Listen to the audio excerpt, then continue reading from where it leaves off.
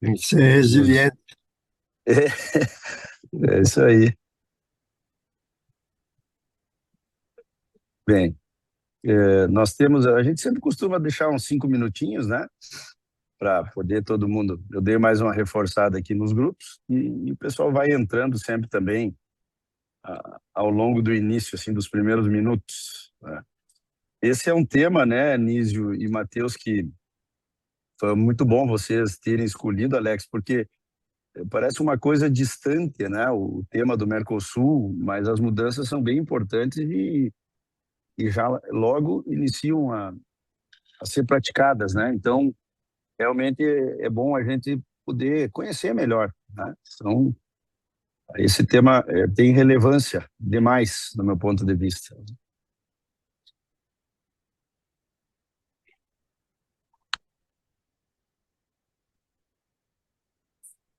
Eu, vamos ver aqui. Bom, então vamos começar porque a gente procura sempre ter, né, Alex, uma pontualidade para criarmos o hábito da conversa e todo mundo se organizar também, né?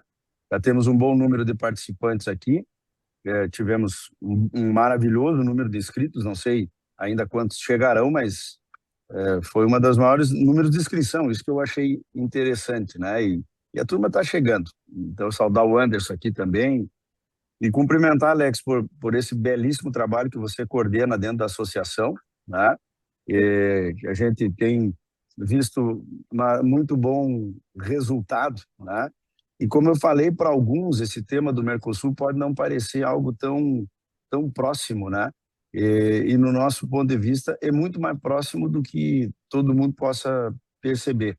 Isso impacta nos negócios, nos contratos, né? Enfim, e também traz oportunidades, que é justamente o que nós precisamos estar atentos, né? E o Nísio e o Matheus se prepararam junto com todo o time do Andrade Maia para trazer esse tema com efeito já jurídico, digamos assim, já prático, já contratual, né?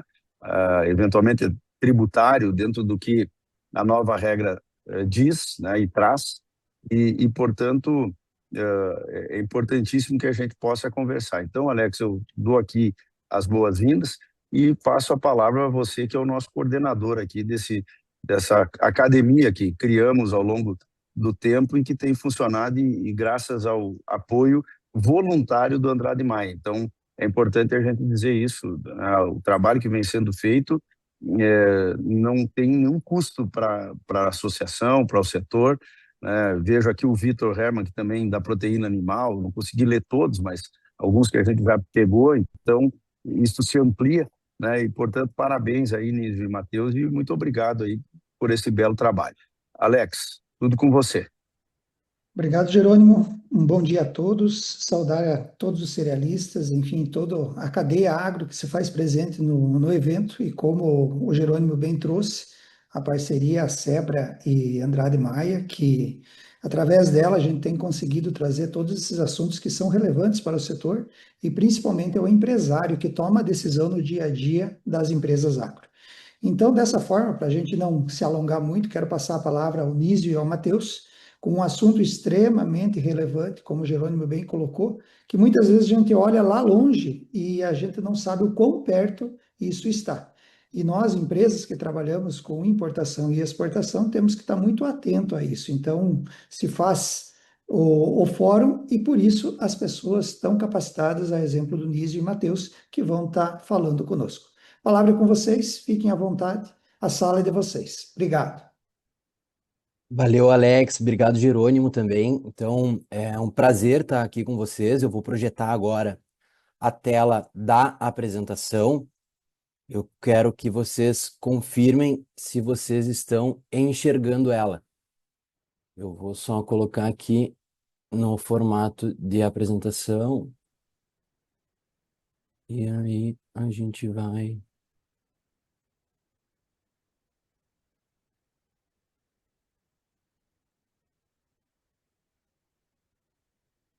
Como é que tá aparecendo para vocês, pessoal?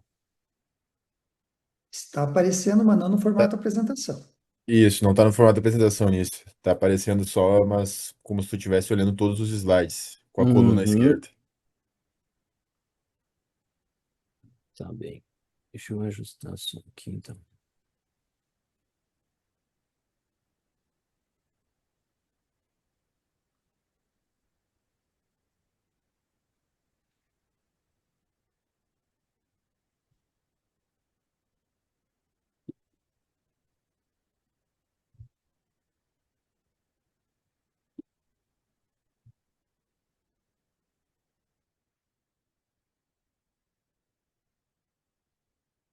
E agora, pessoal? Agora sim. Show de bola. Então, agora que tá tudo certo, primeiramente, bom dia, eu me chamo Nísio, eu sou advogado aqui do André de Maia, da equipe de Direito Corporativo do escritório, e a gente preparou para vocês hoje um material bem objetivo que traz impactos diretos e muito perceptíveis no dia a dia, a partir do momento em que o acordo Mercosul e União Europeia já está em vigor. A gente vai explorar os pontos mais pertinentes, levando em consideração uma delimitação bem específica, que é o público da SEBRA e o público que a gente convidou para esse evento de hoje. Então, a gente vai focar especificamente em cereais e carnes, né? Então, a gente vai falar sobre carne bovina, carne suína e carne de aves, né, aviárias, além de grãos que a gente acabou privilegiando para este momento, soja, arroz e milho. Por quê? Porque esse acordo do Mercosul e União Europeia, ele é gigantesco, ele acaba afetando todos os setores da indústria, né? Ele acaba afetando todos os segmentos de mercado nacional, e tanto na relação de importação quanto na relação de exportação. Então, se a gente fosse falar aqui para vocês sobre todos os pontos que são pertinentes a esse acordo, a gente passaria 2 a 3 dias aqui comentando e trabalhando juntos um material super extenso, super robusto, e que a gente acabou fazendo esse recorte para poder conversar com vocês uma apresentação super objetiva, uma apresentação super prática e que vai, de fato, refletir para vocês o dia a dia desse acordo, tá? Então, como a gente vai passar por isso, eu vou passar agora a palavra ao Matheus, que vai se apresentar e já vai dar start aí ao nosso planejamento. Bom, pessoal, bom dia a todos. Bem como o Nísio falaste também, queria agradecer aí a oportunidade para nós estarmos conversando, agradecer a pessoa do Jerônimo também, na condição de presidente da SEBRA, também ao Alex, que falou aqui agora antes de nós também. É um grande prazer para nós estarmos falando desse tema, e de um tema que ele não está para vir, ele já está. Então, nós estamos tratando aqui de um tema extremamente atual, que ele é fruto de um esforço de mais de 2 décadas de negociações, e nós vamos trazer aqui, como o próprio título do nossa apresentação já diz, as oportunidades para o agronegócio brasileiro, oriundo do acordo do Mercosul da União Europeia. Oportunidades que advêm tanto de uma análise reflexiva a partir A partir do eu acho que só acordo, a imprime partir aqui e das manda para eles disposições do lançarem acordo. lá. Tem que só imprimir no prazo certo para poder ter o valor, sabe, na guia. Acho que tem alguém isso, com a câmera, eu estava com o microfone ligado.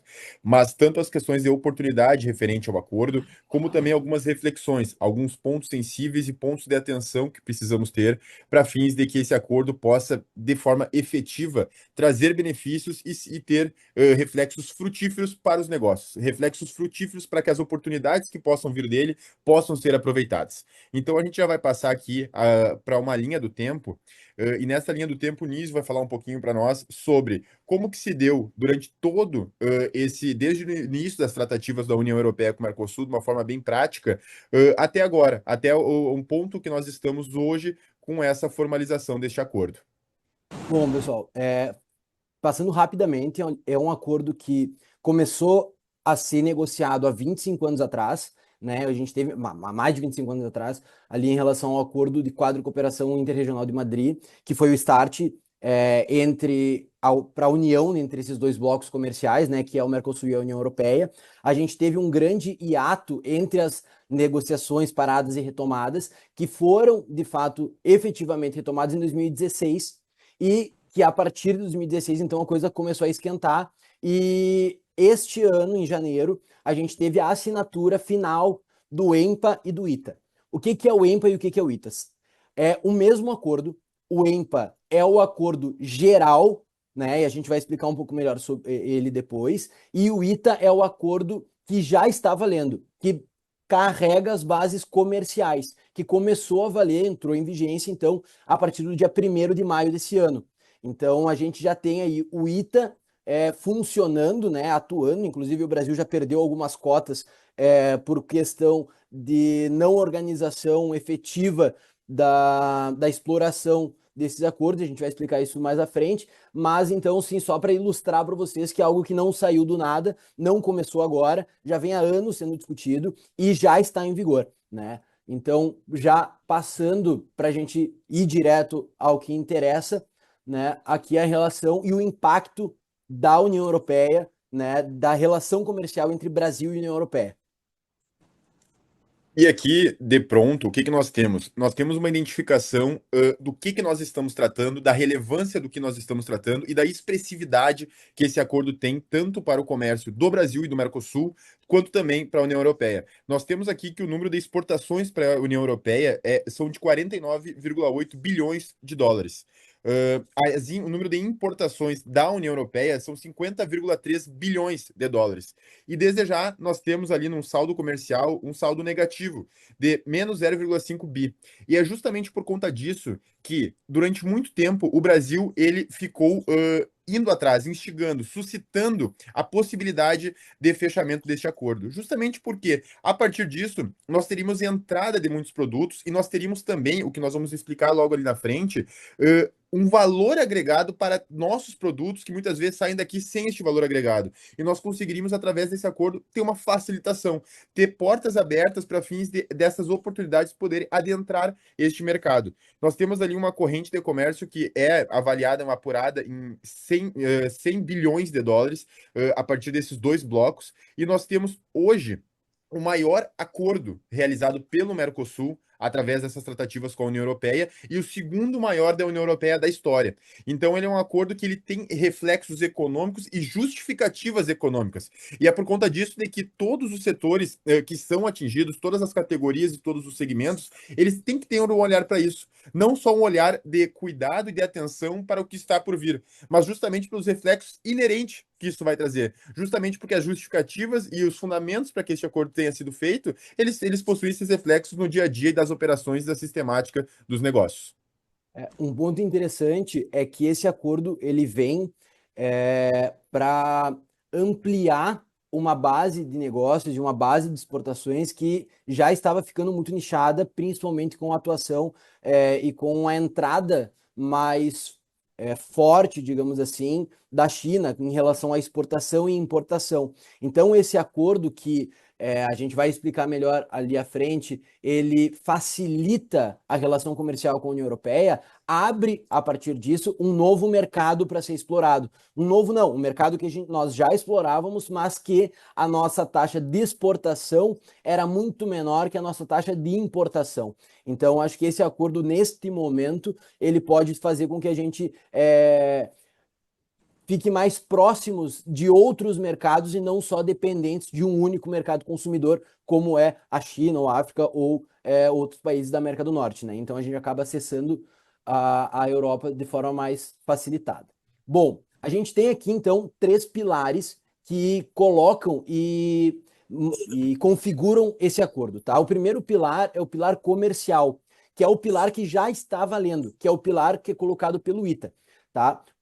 O que traz esse pilar comercial? Esse pilar comercial ele já define de pronto todos os produtos que são elegíveis para que as novas tarifas sejam utilizadas. E junto com isso, ele já traz como fazer isso, quando fazer isso e qual é a exposição que a gente vai ter dentro de um cronograma em relação a como isso vai se aplicar no tempo. Então, por exemplo, assim, o ITA, ele tem inúmeros arquivos que são apêndices e anexos ao corpo do texto e que explicam ali todos os itens, a classificação deles, como eu faço, então, para poder declarar a origem, como eu faço então para poder designar que aquela carne que está sendo exportada é uma carne bovina produzida no Brasil, daquele gado que é criado em uma região que não é desmatada, que não é oriunda de um desmatamento ilegal, e que aquilo ali vai agregar valor nessa cadeia produtiva para que ele possa ser então exportado e utilizando a alíquota prioritária, né, que vem a partir do acordo. Então, esse arranjo, esse pilar comercial que já está valendo desde o dia 1º de maio, ele é colocado como ponto basilar do entendimento de tudo aquilo que pode ser feito enquanto oportunidade econômica desse acordo, tá? Então, ele já começou a valer, a gente tem uma organização política que diz com que o seguinte, o EMPA, para quando ele for implementado de fato, a parte da cooperação e o pilar político, ele só vai ser incorporado e vai trazer o ITA junto dele a partir do momento que passar por todas as câmaras dos países vinculados à União Europeia. Ou seja, isso pode demorar muito tempo. E então o ITA já começou a valer e o pilar comercial já está, de fato, operando e já está valendo para todo mundo. Aí o Matheus vai falar um pouco mais sobre a parte do EMPA, que é a cooperação, e o pilar político. Exato. Tendo esse pilar comercial, nós temos esse tripé que é formado também pelo pilar de cooperação e pilar político. O pilar político, ele se insere em qual segmento? Ele se insere no fato de que nós vamos ter nações, países soberanos, fechando negócios comerciais, fechando acordos, fazendo tratativas que vão convergir para que negócios possam ser feitos e que esse acordo, que envolve diversos segmentos, como a gente está falando aqui, diversos players do mercado, eles possam fazer parte dessa mesma cadeia produtiva. Então, a partir que nós estamos falando de um pilar político, nós estamos falando de um pilar que é o que vem isso junto da justificativa do acordo, um pilar de interlocução e diálogo entre nações. E a partir disso, o pilar político carrega dentro de si também o pilar de cooperação. O pilar político, ele vai funcionar como? Nós temos nações soberanas com leis próprias que vão dialogar para chegar num consenso, num objetivo que satisfaça ambos os interesses. E o pilar de cooperação é a forma que isso vai ficar sistematizado, a capacitação que cada um vai ter, as formas que nós vamos ter a respeito de sustentabilidade, a respeito de enxergar o agronegócio, a respeito de enxergar como que o comércio de grãos vai existir. A cooperação, ela vai servir para que a gente possa pegar essa normatização de ambos os países, de ambas as nações, e trazer para dentro disso esse viés de como executar, de que forma fazê-lo. E é por isso que eles vão também dialogar com esse pilar comercial, porque o pilar comercial é fazer de que forma isso vai refletir neste segmento. Mas então a gente vai ter esse pilar de cooperação como uma forma de estruturar como uma espinha dorsal para que todo esse acordo ele possa ser execuível logo após a sua vigência. E agora a gente pessoal, entra, de fato, onde nós gostaríamos de apresentar para vocês, tá? Que são os conceitos-chave do acordo, para entendimento do acordo, e daqui derivam, então, as possibilidades e as oportunidades para o setor do agronegócio, tá? Então, aqui a gente separou 5 conceitos-chave para que a gente possa entender qual é o reflexo deles e como eles atuam, então, nessa prospecção de oportunidades e de novos negócios dentro do agronegócio. Exato. Nós vamos, a partir de agora, estes conceitos chaves, nós colocamos eles aqui de uma forma proposital. Ou seja, nós colocamos eles aqui porque a todo momento nós vamos revisitá-los. A todo momento nós vamos voltar neles porque eles são essenciais. Nós vamos tratar aqui, por exemplo, desde já, sobre a desgravação. E o que seria a desgravação tarifária? Que ela vai ser um conceito que nós vamos utilizar posteriormente quando a gente for analisar, a partir de agora, as questões envolvendo os grãos, envolvendo proteína animal. A desgravação tarifária, ela é o processo pelo qual as tarifas de importação elas são reduzidas de forma gradual. E essa forma gradual, elas vão partir daquilo que nós estávamos conversando anteriormente. Qual que é o interesse das nações? Enquanto estava sendo feito esse acordo, o que se via muito? Uma preocupação dos países europeus, por exemplo, com a grande produção e capacidade produtiva do agronegócio brasileiro. Então, até mesmo a desgravação tarifária, ela envolve isso. Ela envolve qual que é o interesse do país de ter um acesso muito amplo desde o início, ou daqui a pouco de ter um acesso reduzido nesse início, para gradativamente gradativamente a situação ir se alocando conforme os melhores interesses. Então ela vai ser uma redução que ela pode ser imediata, ela vai ser uma redução que ela já pode ser zerada desde o início, ou seja, a desgravação tarifária, ela é a forma que nós vamos ter que um determinado produto seja inserido e a tarifação desse produto é como ela vai se dar no decorrer do tempo, podendo ser reduzida, como eu falei, ser reduzida logo do início, estar zerada desde o início e ter o seu planejamento ao decorrer dos anos. A desgravação, ela, até nos próprios arquivos e anexos e apêndices do acordo, ela está numa tabelinha e ela define, a partir da categoria da classificação fiscal daquele produto, em quanto tempo ela vai ter a sua tarifa zerada. Então, por exemplo, a gente começa, e a gente vai trazer exemplos melhores depois, com uma tarifa preferencial de 7,5%. Essa tarifa preferencial de 7,5%, digamos que seja para a carne bovina, e a partir de uma categoria específica da carne bovina, ela vai demorar 5 anos para zerar. A cada ano, ela vai diminuir uma porcentagem para que aquela alíquota diminua. Então, no primeiro ano vai ser 7,5%, no segundo ano vai ser 6,8%, no terceiro ano vai ser 5,4%, e assim por diante, até que no quinto ano ela zere. Então, a desgravação, ela vai ser parte fundamental no planejamento estratégico de como fazer essa exportação. Então, por exemplo, eu vou ter que analisar para cada classificação fiscal, NCM ou CN, ou seja, cada produto meu, quanto tempo ele vai demorar para chegar na alíquota zero. E a desgravação é que vai me dar essa tabela. Então, nós analisamos, para trazer exemplos depois aqui para vocês, todas as categorias de desgravação, que vão ser explicadas agora na sequência, mas para que a gente entenda o fluxo da coisa. Então, como o Matheus disse, a União Europeia fez muita força para que as coisas fossem gradualmente diminuindo, para que o agronegócio deles não perdesse força e que a gente não entrasse de uma vez só, mas essa desgravação ela é importante para esse planejamento. Então, quando eu vou exportar, quanto eu vou exportar, quanto eu vou utilizar da cota que eu tenho ou não dentro desse segmento específico dessa classificação fiscal. Inclusive isso, e o desconhecimento da desgravação, por exemplo, ele leva a equívocos. A equívocos na parte do planejamento, porque daqui a pouco a gente toma ciência de que determinado produto vai ser reduzida a tarifa, ou vai ter uma tarifa que vai chegar a ser zero. Só que no momento que a gente desconhece esse processo e desconhece esse escalonamento, o próprio planejamento ele pode ser equivocado, justamente pela tentativa de daqui a pouco a gente focar num produto, sendo que a tarifa dele vai ser reduzida daqui num prazo de 3 anos, vai iniciar a sua redução até chegar a zero daqui a 10 anos, por exemplo. Então, essas balizas são importantes e necessárias para fins de alocação estratégica de recurso e também de operação.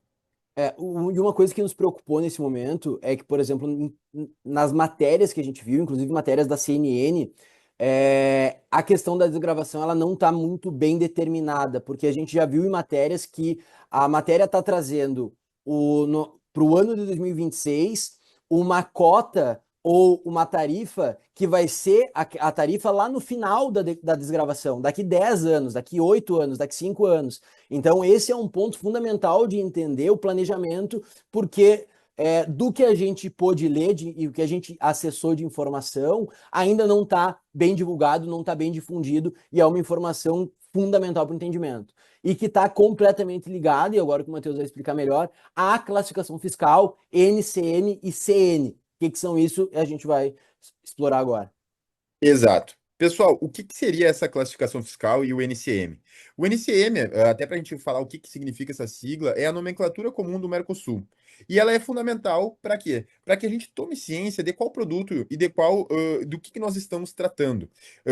Os tributos, toda a fiscalização, toda a questão tarifária, inclusive de importação, de exportação, até mesmo de tributação interna, eles vão ser analisados a partir do NCM, porque é a partir do NCM que nós temos a identificação deste produto. É a partir da identificação desse produto pelo NCM que nós também vamos tomar ciência a respeito de qual procedimento que nós temos que utilizar para esse produto, de qual é a análise tarifária que nós vamos ter para este determinado produto. Então, a partir do momento que nós temos essa nomenclatura, nós temos a partir daí categorias. A partir do teu produto, nós vamos alocar este determinado produto em determinada categoria e todo o procedimento, todo trâmite para que a gente possa chegar até algum nível operacional vai se basear justamente nessa nomenclatura que nós vamos ter. E é a partir desta nomenclatura que nós também vamos conseguir, e isso é essencial para as empresas que vão olhar para o acordo, é a partir desta nomenclatura que nós vamos conseguir pensar e refletir estratégias. Justamente porque é a partir desta nomenclatura que nós vamos evidenciar quais são as desgravações que vão acontecer nas tarifas deste produto, se este produto ele é atendido ou não pelo acordo, se este produto ele pode ou não fazer parte desse acordo, porque daqui a pouco nós vamos ter um grupo, uma nomenclatura da NCM, nós vamos ter determinado tipo de carne, mas vai ser uma subclasse. Nós vamos ter a carne congelada e a carne resfriada não vai entrar nisso. Daqui a pouco nós vamos ter o arroz descascado, mas o arroz integral não vai entrar nessa classificação. Então nós vamos ter diferenciações a partir das nomenclaturas e a partir das categorias. E é por conta disso, justamente por conta disso, que o planejamento vai depender dessa nomenclatura. E não é à toa que hoje nós já temos planejamentos fiscais, planejamentos tributários que realizamos para as empresas, que elas advêm justamente dessa nomenclatura. Vou dar o exemplo aqui do sonho de valsa, por exemplo, que ficou muito famoso quando de bombom ele mudou para wafer, justamente por uma questão de classificação tarifária. Então, este é um exemplo, muitas vezes, do que a gente conseguiria para reenquadrar um produto dentro dessa NCM para fins de atendimento da norma, a partir do interesse e a partir da possibilidade e viabilidade de fazê-lo. Então, nós temos, a partir da leitura correta dessas nomenclaturas e de entender o conceito do que nós estamos querendo compreender, fazer um planejamento sem riscos. Fazer um planejamento, e digo mais, não é sem risco, mas com risco calculável. De nós sabermos onde estamos pisando, de nós sabermos, e aí o Nício tocou num ponto que é muito sério, que na medida que nós estamos cada vez mais nos apropriando do acordo, como tem muita informação a respeito disso, como nós estamos tratando aqui de valores expressivos, tem ruído informacional. Então, muitas vezes, no momento em que nós tomamos ciência de determinada tarifa ou de determinado produto, nós estamos lendo uma matéria de veículos assim com grande credibilidade que também cometem equívocos em razão desse ruído informacional, que nós estamos tratando muitas vezes de determinado produto, mas não é aquele produto que está sendo atendido pelo acordo, é uma subclasse daquele produto e muitas vezes que sequer está sendo atendido naquele prazo também que está sendo passado. Então, compreender estes conceitos é fundamental para a análise de agora em diante a partir desse planejamento que está para ser feito. E esse planejamento e o mapeamento em relação à classificação fiscal ele é fundamental para o entendimento do próximo conceito que, para mim e para o Matheus, a gente estava debatendo ao longo desses últimos tempos, é o mais importante do acordo, que são as cotas tarifárias, né? Então, a gente tem as desgravações como a metodologia de quando as coisas vão acontecer e a cota tarifária de fato onde o jogo vai acontecer. Porque a cota tarifária, ela é a quantidade permitida dentro de um período de tempo para que a gente possa, enquanto Mercosul, exportar. Essa cota, ela é uma cota compartilhada pelo Mercosul. Então, por exemplo, quando a gente fala assim, o arroz teve para 2026 uma cota de 6.600 e poucas toneladas. Essa cota é para quem? Essa cota é para o Brasil? Essa cota é por empresa brasileira? Essa cota é por país? Como essa cota é dividida? Quem divide essa cota? Quem acessa essa cota? Como eu posso me candidatar para vender por essa cota? Isso a gente tem tudo isso descrito a partir do conceito de cota tarifária. Então a cota ela vai ser a quantidade permitida dentro daquele período esperado, que vai estar completamente vinculado aos estágios da desgravação. No entanto, essa cota ela para o Mercosul ela é compartilhada. E ela é compartilhada com quem? Com os signatários? Não. Só com os países que fazem parte do bloco, que são Brasil, Argentina, Paraguai e Uruguai. O que é importante aqui? Já fazendo o link com a questão de regra de origem e prova de origem. A União Europeia só vai aceitar produtos produzidos integralmente ou com mais de 90% produzidos nos países do Mercosul. Então, por exemplo, se eu tenho uma planta, se eu tenho uma unidade, se eu tenho uma planta industrial que não faz parte do Brasil, da Argentina, do Paraguai ou do Uruguai, esse produto, embora esse país seja signatário do Mercosul, não vai poder utilizar essas alíquotas, não vai poder utilizar os benefícios das alíquotas prioritárias do Acordo Mercosul-União Europeia. Então, isso vai ser muito importante no processo de, caso seja pertinente, nacionalização desses produtos, dessas empresas que ficam fora dos países do Mercosul, para que a gente possa, então, exportar com um valor utilizando a alíquota, né? Fora isso, eu tenho as alíquotas intracota e extracota. As alíquotas intracota são o valor utilizado, dado pelo acordo, já diminuído, já com um bom desconto, enquanto a cota perdurar. Então, por exemplo, quando a gente viu a notícia de que a Argentina, a Argentina e o Uruguai utilizaram toda a cota disponível para arroz, ovos, mel e alguns outros produtos, significa que o Brasil não vai mais poder exportar arroz, ovos e mel? Não. Significa que o valor da tarifa que o Brasil vai exercer nessa exportação vai ser o valor da tarifa base que era antes do acordo. Então, o Brasil perde a possibilidade, as empresas brasileiras perdem a possibilidade de acessar a cota do acordo, mas ainda poderão exportar utilizando o valor anterior, que era a cota base, né? Então, isso é muito importante de entender, né? Outra coisa, como fazer essa exportação? A gente tem um primeiro ponto, isso falando de Brasil, tá? Hoje nós temos o portal único Siscomex, que é uma plataforma pelo Gov online, que a gente emite por ali um certificado oficial de cota, né? Então ali pela plataforma, pelo portal único do Siscomex, o exportador se candidata a o certificado e a partir da obtenção desse certificado, ele tem que fazer então o exercício da cota. Como o Brasil tem se organizado? Saiu recentemente, se eu não me engano, dia 21 de maio, uma resolução normativa do Siscomex, do Ministério do Comércio Exterior, falando que as empresas brasileiras, e aí eles listam um rol de CNMs, ou seja, um rol de produtos, que cada empresa brasileira tem uma cota sua, particular, por operação.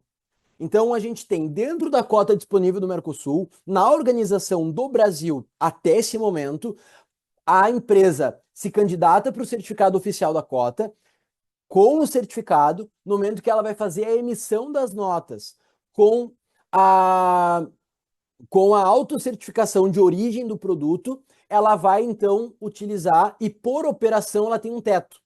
E aí esse teto vai variar produto a produto, por isso a análise específica e o mapeamento dos CNMs, tá? Outro ponto que é muito importante dentro dessa questão. Nós não temos hoje, no bloco Mercosul, uma metodologia definida sobre como será a divisão das cotas. Então, como está sendo feito hoje? Hoje está sendo feito por ordem de chegada. A empresa do país que emitir mais rápido o certificado, que emitir mais rápido os documentos e que conseguir fazer a contratação de forma mais rápida com os correspondentes lá da Europa, da União Europeia, é quem utiliza a cota. Porque existe uma discussão e um debate, inclusive o Brasil está muito ativo nesse debate, que é o Brasil quer que a cota seja dividida entre os países do Mercosul com base na capacidade produtiva desses países. Então, o Brasil, que tem uma capacidade produtiva maior, ficaria com uma cota, com uma participação, uma porcentagem maior dentro daquela cota disponibilizada para o Mercosul.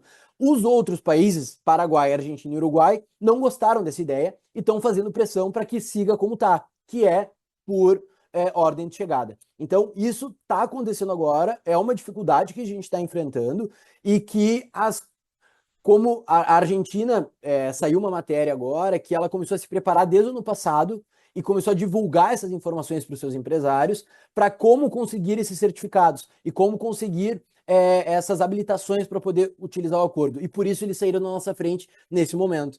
Tá? Então o Brasil ainda hoje já começou a ensaiar uma liberalização, uma facilitação, mas que ainda não é completamente difundida e nem compreendida por todo mundo. Então a gente está vivendo esse cenário. Em relação à regra de Nísio, origem. e antes de tu seguir, se me permite, muito rapidamente, esse ponto que tu tocou, ele também traz como fundamento, como justificativa, o motivo pelo qual nós conhecemos e nos apropriarmos do acordo é essencial para as empresas. Porque não apenas há um receio, e aí a gente vai falar mais ali na frente, que é até um reflexo dessa medida que a União Europeia tomou recentemente, de, por hora, suspender, a partir de setembro, o comércio de carnes do Brasil para a União Europeia, por questões que eles justificaram, mas também por conta de que os próprios nossos países vizinhos, que fazem parte do Mercosul, também têm a preocupação com a nossa capacidade produtiva. Motivo pelo qual, como nós estamos hoje tendo essa questão de quem chega antes vai conseguir ocupar essas cotas e vai se beneficiar com essas tarifas, uma questão de planejamento estratégico. A gente sempre vai voltar para isso, porque conhecer o acordo é justamente isso. O acordo vai valer para todos, mas quem vai conseguir se utilizar ele da melhor forma possível é quem também está preparado para essas minúcias e para essas particularidades. E rapidamente, para encerrar o ponto dos conceitos-chave, a gente tem as regras de origem e provas de origem, né? As regras de origem, elas servem para que a empresa esteja habilitada a exportar e que toda a sua cadeia produtiva esteja, então, formalizada, registrada, certificada de que aquele produto é um produto que está saindo do Brasil, que é um produto que está saindo da Argentina, que é um produto que está saindo do Paraguai ou do Uruguai, né? Então, são as regras para que a gente possa enquadrar esse produto como nacional. E essas regras, elas estão definidas em um anexo super extenso que veio da União Europeia, que coloca para cima do Brasil, para cima dos países do Mercosul, a necessidade de cumprir com os standards e cumprir com os requisitos que a União Europeia coloca em cima dos seus próprios produtos em relação à certificação de origem. Então, qual é o primeiro impacto disso? O primeiro impacto disso é que as nossas cadeias produtivas, elas precisarão passar por uma nova camada de certificação, de segurança, de registro dos passos, né, dos fornecedores, da mistura dos grãos. Por exemplo, eu faço parte de um sindicato de laticínios, por exemplo. Dentro desse sindicato de laticínios, eu recebo leite de diversos produtores. E esses leites desses diversos produtores são armazenados nos mesmos tanques. Só que como é que eu vou justificar, no momento que eu estou exportando esse leite, exemplo para a França, de que eu tenho certeza de que todos os leites que estavam armazenados naquele tanque que foi para a França estão, de fato, cumprindo com as normas sanitárias, de bactérias e etc e tal, de segurança da produção daquele laticínio. Então, isso tudo vai começar, e já, obviamente, já era parte da equação, mas agora ele passa por uma nova roupagem, que é a certificação e a necessidade de cumprirmos com padrões europeus, né, em relação a esse cuidado, principalmente no registro das coisas. Né? Isso impacta diretamente na nossa capacidade ou na forma como a gente faz o acompanhamento dessa cadeia produtiva. Por quê? Porque eu posso fazer essa autodeclaração e essa certificação do produto nacional de duas maneiras. A primeira maneira é uma autocertificação com a declaração de origem emitida diretamente na fatura, na nota de entrega ou outros documentos comerciais. Né? Então é um texto padrão que está num outro anexo do acordo que certifica autonomamente que aquele produto é um produto nacional. O que acontece? Eu preciso guardar esses documentos que me fizeram emitir esse certificado durante 3 anos.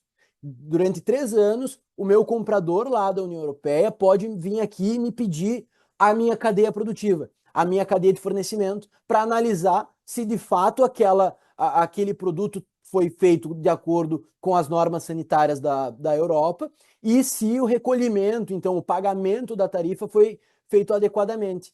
Se não for, ou se for encontrado algum tipo de inconsistência, a gente pode estar sujeito sim a penalidades administrativas, né, em relação a pagamento da alíquota base e não mais a alíquota prioritária que a gente exerceu naquele momento.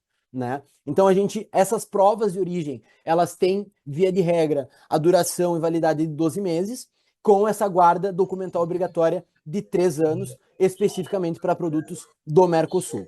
Agora a gente vai passar para aqui a exemplificação das categorias e do regime de desgravação, que o Matheus vai explicar um pouquinho melhor. São só essas as categorias, tá? Então, são poucas categorias, mas que são muito difundidas entre os produtos. E agora o Matheus vai explicar um pouquinho melhor sobre elas. Bom, pessoal, bem como o Nísio falaste, essa tabela, ela demonstra como que são o regime da desgravação, tá? E o que nós temos aqui, até para depois, posteriormente, nós já conseguimos passar para propriamente tratar sobre alguns produtos. E aí a gente já faz uma ressalva que é bem importante, que lá no início foi falado. Nós vamos trazer aqui alguns produtos que nós consideramos para o escopo da nossa apresentação e também para os fins pretendidos, mais relevantes, que vão se tratar de grãos e de proteína animal, sem prejuízo de que também existam outros produtos que obviamente fazem parte desse acordo, e aí nós estamos tratando de laticínios, de lã, de mel, de maquinários, que nós vamos tratar posteriormente, mas de Vinho, diversos queijo. produtos, inúmeros, inúmeros, inúmeros. Então, é sem prejuízo de daqui a pouco esses produtos serem relevantes, de também ser necessário agendas, conversas, também tratativas, para que a gente possa compreender ainda mais essas situações. Mas, sobre o regime de desgravação, o que a gente vai ter aqui? Nós temos essas categorias. A categoria 0, por exemplo, que ela vai implicar no quê? Numa eliminação imediata da tarifa. Nós vamos ter um exemplo posteriormente ali no caso de proteína animal, que uma das carnes, elas têm de imediato. No momento que elas entram dentro da cota, ela vai ter uma eliminação, uma tarifa 0, a partir do momento em que ela é incorporada. Nós vamos ter a categoria 0. E até para não tomar muito tempo e para a gente já partir para os próximos slides, na medida que nós temos a diferenciação de categorias, nós vamos ter uma eliminação em 5 etapas, eliminação em 8 etapas. O que é isso? A cada ano, gradativamente, nós vamos ter uma redução e uma eliminação de tarifas. E foi o que a gente explicou ali anteriormente. Qual que é o objetivo disso? O objetivo disso é que, no momento que nós temos um acordo entre dois blocos econômicos, de um lado a União Europeia e de outro o Mercosul, nós não temos como, até para fins de competitividade do mercado interno, ou, por exemplo, nós estávamos falando aqui do agronegócio brasileiro, do Mercosul e do agronegócio europeu. Não tem como o agronegócio europeu se sustentar se daqui a pouco toda a tarifa dos produtos que vão vir do agronegócio brasileiro serem 0, porque a competitividade vai ficar muito complicada. Então, até para fins de adaptação, até para fins de ter um planejamento interno escalonado, para daqui a pouco toda a produção poder daqui a pouco se destinar para um outro segmento, não este segmento, se é do interesse brasileiro que a tarifa seja 0 para tais produtos, então o movimento interno vai se destinar para que outros produtos também tenham uma sobrevalência, para que tenham um equilíbrio. Então, todo esse regime, essa diferenciação dos produtos em categoria e também a implicação de redução de tarifas de forma gradativa, ela interfere nisso. Ela interfere para uma adaptação também do mercado interno e de todos os países do mercado externo, para que também não exista uma competição, uma concorrência desleal com relação às outras esferas. E nós vamos ter também produtos que vão ser excluídos de preferência tarifária, nós vamos ter produtos que daqui a 10 anos vão sim chegar a 0, tudo isso como uma forma de, gradativamente, de ter esses produtos incorporados para dentro do mercado. Outros regimes, então. A gente tem o regime da desgravação, que é um regime onde a alíquota ela vai baixando até chegar a 0 gradativamente a partir da sua categoria, mas a gente tem outros regimes que são a cota, que já vem com a cota com tarifa 0. Então, por exemplo, eu tenho um número X de toneladas que corresponde àquela cota daquele produto, que já entra com tarifa 0. Ou eu tenho uma cota com tarifa reduzida, que eu tenho não a tarifa zerada, mas, por exemplo, uma tarifa mínima que depende da utilização daquela cota. Fora a utilização da cota, eu vou ter a tarifa extra cota, como a gente já viu anteriormente.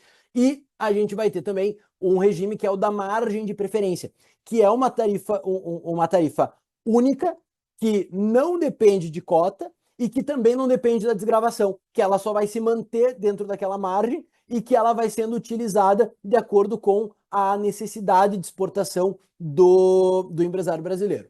E agora a gente entra na exemplificação de tudo isso que a gente está explicando, tá? Então a gente selecionou, como eu falei antes, arroz, soja, milho, carne bovina, carne suína e carne aviária para exemplificar isso tudo que a gente está trazendo. Então, falando sobre arroz, qual é a análise que a gente tem que fazer? A gente tem que primeiro entender qual é o NCM, né? O código identificador desse produto, e o CN, que é o código identificador desse produto lá na União Europeia. Porque a gente tem códigos que são diferentes e a gente tem códigos que são equivalentes. Então eu tenho que sempre entender qual é o meu código aqui e qual é o código correspondente lá. A partir disso, eu defino qual é o produto que eu estou exportando e eu vou, sabendo qual é o produto que eu vou exportar, e entender qual é o regime que eu tenho sobre aquele produto. Neste caso, a gente está utilizando o exemplo do arroz branqueado de grãos longos, parbolizado, menos polido glaciado, que é um produto que já passa por processos industriais mais complexos e que acaba sendo atrativo para trazer um produto, para exportar um produto de maior valor agregado, né? Diferente do que seria o grão cru, digamos assim, né? Então a gente tem, para esse arroz específico, uma cota com tarifa intracota zero, ou seja, dentro da cota específica eu vou pagar zero na alíquota de exportação, e o TRQ-RE significa, esse sufixo RE, ele é específico para esse produto. Então a gente vai ter variações do arroz que vão ter outro tipo de cota, que vão ter outro tipo de análise, porque essa é um TRQ-RE e não é o padrão básico como outros produtos que existem aqui, né? Então a tarifa, aí então eu vou ter que analisar o NCM-CN, o regime e as tarifas exercidas. Nesse momento eu tenho intracota, a tarifa é zero. Extra cota, ou seja, tudo aquilo que for depois da cota, eu vou pagar 175 euros por tonelada, né? E esse valor para esse produto é fixo. Então, eu tenho que fazer o cálculo. Sem a cota, eu vou pagar 175 euros por tonelada na exportação. E aí isso vai sendo contabilizado, né? Dentro da cota, a cota em 2026, ela foi pautada como sendo 10 mil toneladas para todo o Mercosul. No entanto, como o acordo começou a vigorar em dia 1º de maio, é feita uma regra de proporcionalização que diminui o período que já passou dessa cota de 10 mil toneladas, e por isso a cota final de 2026 ficou em 6.667 toneladas. Dentro disso, a gente tem o calendário, é que a cada ano a gente vai ter um aumento progressivo da cota, onde em 2031 as 10 mil toneladas de hoje se tornarão 60 mil toneladas. Então a gente vai ter um gradual aumento da cota dentro dessas mesmas alíquotas. Então a tarifa intracota vai se manter sempre zero e a tarifa extracota vai se manter sempre 175 por tonelada, dentro dessa lógica de aumento, então, da cota de exportação para o Mercosul. Eu não vou comer tempo do Matheus falando sobre o milho e nem sobre o soja, porque ele tem que falar também sobre a questão da proteína animal. De todo modo, esse material vai estar disponibilizado para vocês depois, e aí vocês vão poder, então, olhar direitinho o que a gente separou em relação ao milho e o que a gente separou à soja.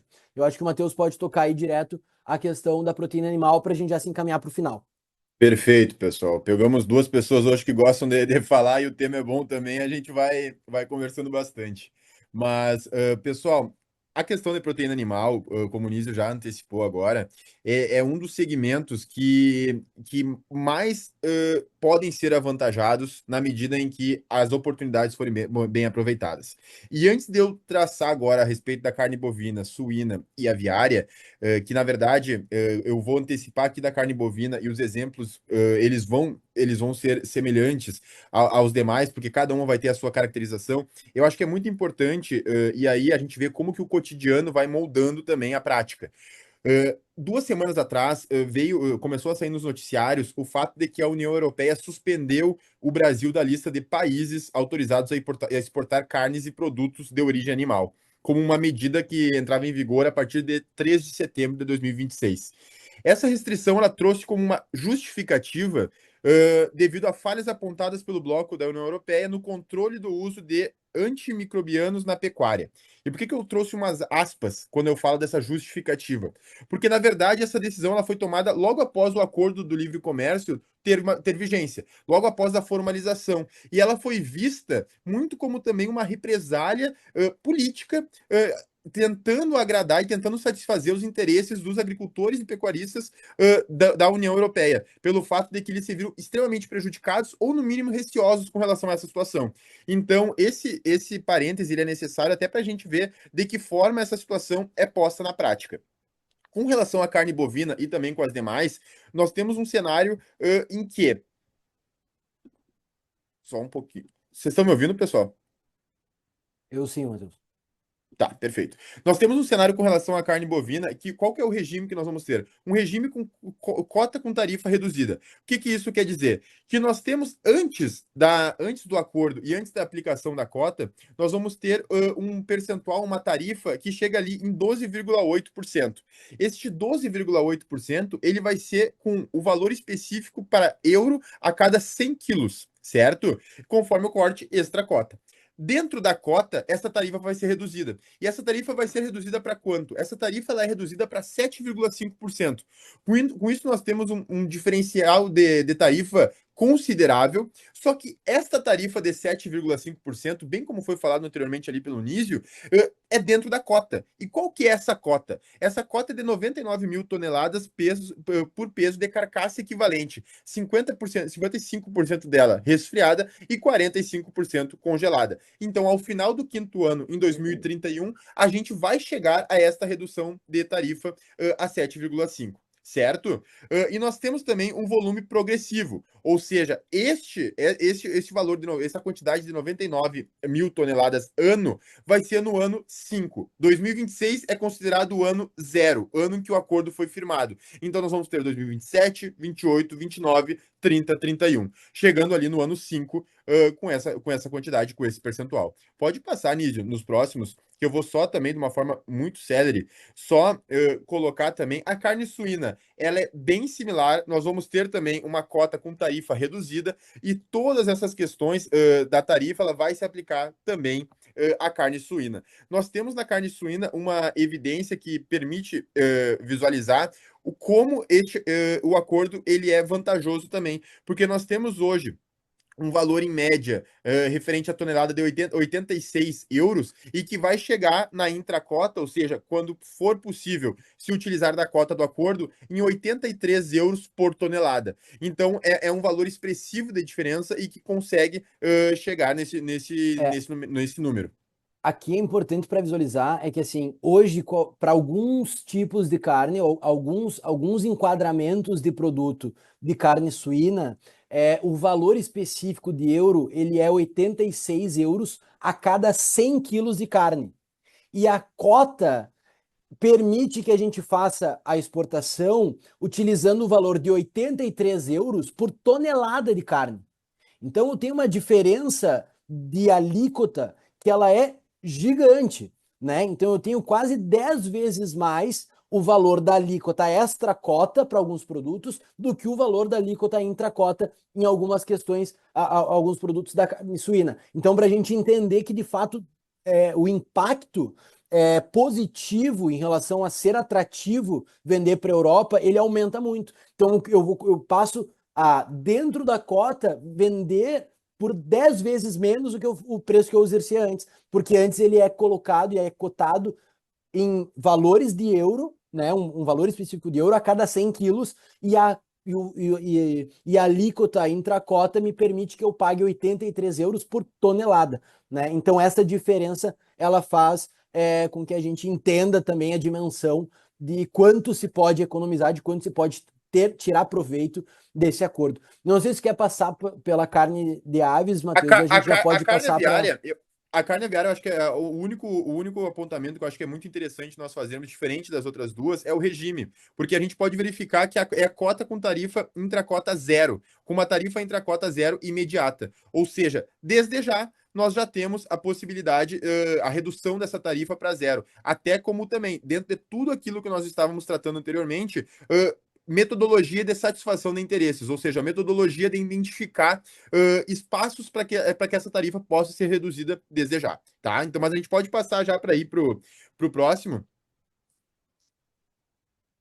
Aqui a gente só fez um apontamento de que existem outros pontos, né, outros segmentos que são relevantes para essa análise, que também barateiam a produção nacional em relação a máquinas agrícolas e peças, né, no sentido da importação disso, e não só máquinas agrícolas, mas também insumos, máquinas, todo maquinário que se pode pensar na importação, ela traz benefícios e alíquotas especiais nessa importação, né? Então ela abre também o mercado de importação. Claro, voltando ao disclaimer que nós fizemos anteriormente, aqui nós estamos focando na exportação. Nada impede de que a gente faça um novo momento focado na importação, aí sim, falando exaustivamente sobre fertilizantes, defensivos agrícolas, máquinas agrícolas, peças, que também são muito afetadas e que acabam impactando diretamente na nossa cadeia produtiva, né? Especialmente na compra de máquinas, peças e insumos em geral, para o aumento da produção, né? Então, são coisas que estão no nosso radar, que nós falaremos com vocês sobre isso, mas que nesse momento, por causa do recorte de tempo, a gente acabou não trazendo esses pontos. Como considerações finais, um primeiro ponto que é fundamental é que o acordo ele funciona muito bem para produtos de alto valor agregado, né? A gente viu nas mecânicas de desgravação, nas mecânicas de classificação de produto, nas mecânicas de entendimento da alíquota, da cota, de como é que aquilo lá vai se organizando, que produtos de maior valor agregado saem com maior facilidade e com maiores benefícios, o que faz com que nós tenhamos um efeito, na minha opinião, super positivo de qualificação do nosso produto e fazer com que o nosso produto chegue em outros mercados de uma forma mais qualificada, mais reconhecida, mais robusta, com mais potência, digamos assim, né? Fora isso, tenho alguns pontos super rápidos e importantes em relação a contratos, compliance e governança. Em relação a contratos, o nosso contrato de exportação ele passa a necessitar de um desenho diferente, de uma análise diferente sobre como essas coisas estão acontecendo, passando por um planejamento de entendimento sobre tudo aquilo que a gente já falou, sobre classificação dos produtos, sobre cadeia produtiva, sobre registro da minha cadeia de fornecimento, sobre registro da minha cadeia de produção, e que precisam estar refletidos nesses contratos para poder colocar e prever como é que se obtém a prova de origem, quem é responsável por obter a prova de origem, quem vai monitorar a cota, se a cota está sendo utilizada ou se não está, quem assume tarifas desta cota caso dê algum problema alfandegário na chegada desse produto lá na União Europeia, quem responde por falhas documentais, o que ocorre em casos de rejeição sanitárias, né? Os termos entre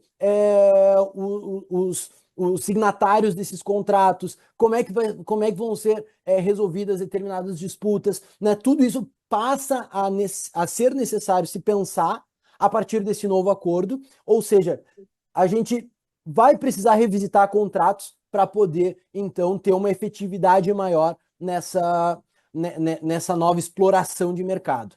Né? Em relação à compliance, né? A empresa ela vai precisar, de fato, dominar a classificação fiscal, dominar a origem dos seus produtos, dominar os documentos necessários em toda essa cadeia, os certificados, os laudos, os controles internos. Então, a gente vai precisar olhar cada vez mais para isso, e isso está vinculado, então, a uma atuação de compliance muito, muito estratégica.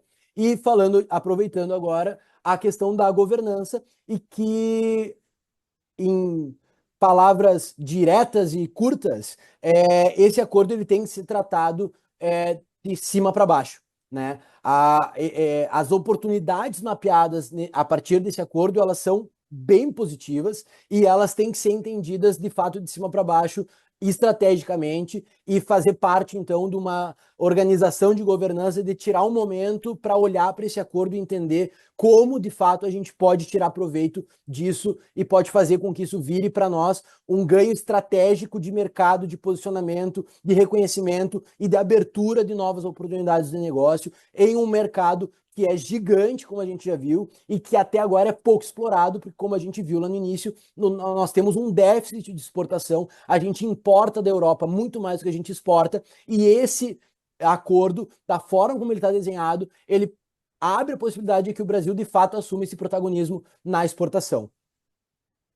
Perfeito. E pessoal, agora nos caminhando para o final, os outros dois pontos que nós gostaríamos também de tratar e frisar com vocês é a questão da rastreabilidade, segurança e das vantagens concorrenciais. E isso está muito interligado com o que o Niso acabou de falar de referente a contratos, compliance e governança. Qual que é a situação referente à rastreabilidade e segurança? E de uma forma muito objetiva também.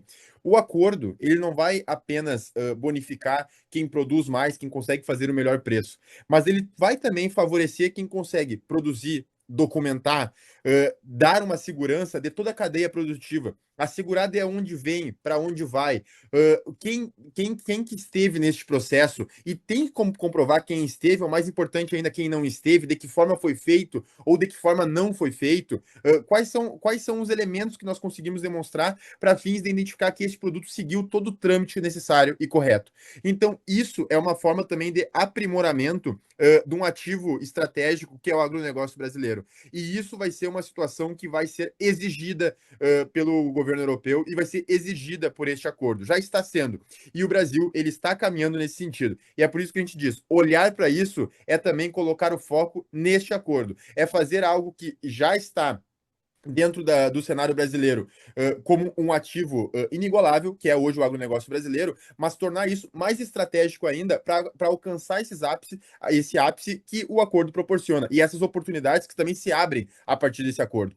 E com relação à vantagem concorrencial, também nós estamos tratando aqui, é o fato de conseguir observar todas essas nuances, observar todas essas particularidades que o acordo nos proporciona, como uma forma de enxergar portas e outras aberturas para que a gente possa adentrar, justamente para identificar também possibilidades. Vou dar um exemplo, dentro das nomenclaturas que nós conversamos aqui, de daqui a pouco adiantar eventuais tarifas que possam ser reduzidas, daqui a pouco a gente ver procedimentos e processos que podem ser aprimorados e melhorados, para a partir disso conseguir fazer parte de outros níveis deste acordo, para conseguir fazer parte de outros países também que possam se beneficiar dos nossos produtos e dos nossos serviços. Então, é dentro desse contexto que as vantagens concorrenciais se mostram como uma forma de aprimoramento de todo este trabalho que já é feito. E aí, pessoal, nós encaminhamos para o final. Fica aqui também o nosso contato, meu e do Nísio. Agradecemos bastante a presença de todos. Ficamos integralmente à disposição também para eventuais dúvidas, esclarecimentos e insights que possam vir a ter dentro da nossa apresentação. Este é, como o Nísio falou e como eu falei também aqui, essa é uma apresentação que nós tentamos trazer como escopo a questão referente, sobretudo, de grãos e, sobretudo, também da proteína animal, sem prejuízo de daqui a pouco novas conversas possam ser feitas, porque o acordo é extremamente extenso, envolve diversos segmentos, envolve diversas categorias e diversas nuances do próprio direito. Só aqui no final nós tratamos sobre compliance, governança, contratos, fora diversos outros aspectos jurídicos e regulatórios que também estão inseridos neles. Então, não sei se a gente estourou aí alguns minutinhos do tempo, a gente pede desculpa.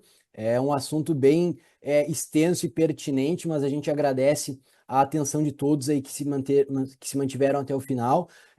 Não sei se alguém tem alguma dúvida que queira fazer agora. Eu e o Matheus estamos à disposição, mas de qualquer modo a gente vai enviar um materialzinho que consolida todas as informações que nós trouxemos aqui e aprofunda um pouco mais alguns outros pontos que nós não pudemos trazer por conta do tempo exíguo, e a gente está de fato à disposição, a gente agradece. Não sei, Alex, se tu queres fazer algum encerramento, mas da nossa parte a gente está à disposição e a gente gostaria muito de seguir com as conversas acerca desse tema aí, que é bem pertinente, que vai impactar bastante o nosso mercado.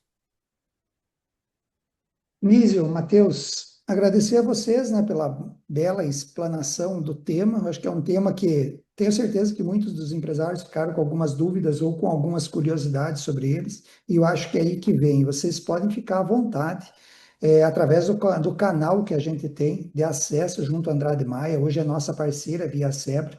Então, se vocês têm essa demanda, ou acessa direta, ou acessa através do executivo da SEBRA ou das associações estaduais, e dessa forma a gente leva essa demanda. E novamente, né, gente, a gente traz o conhecimento justamente para que vocês saibam o que tem e aquilo que pode se utilizar. E tendo dúvidas, nada melhor do que levantar essa situação e que o pessoal consiga nos trazer a solução para isso. E novamente, Matheus, Nísio, Andrade Maia como um todo, obrigado por mais esse fórum. Logo, logo a gente vai ter um novo fórum. Eu coloquei antes no chat ali o link de um convite para a reforma tributária que a SEBRA, junto com a CEPAR, está fazendo. Então, fiquem à vontade também de participar, que é um tema extremamente relevante, mas, ao mesmo tempo, a gente se coloca à disposição junto a Andrade Maia para qualquer dúvida que tenha sobre esse tema e os que já foram vistos. E logo teremos Exatamente. outras novidades trazendo para todos. Obrigado, gente. Maravilha. Tchau, tchau, pessoal. Obrigado. Perfeito, obrigado, pessoal. Valeu, gente. Abraço. Abração.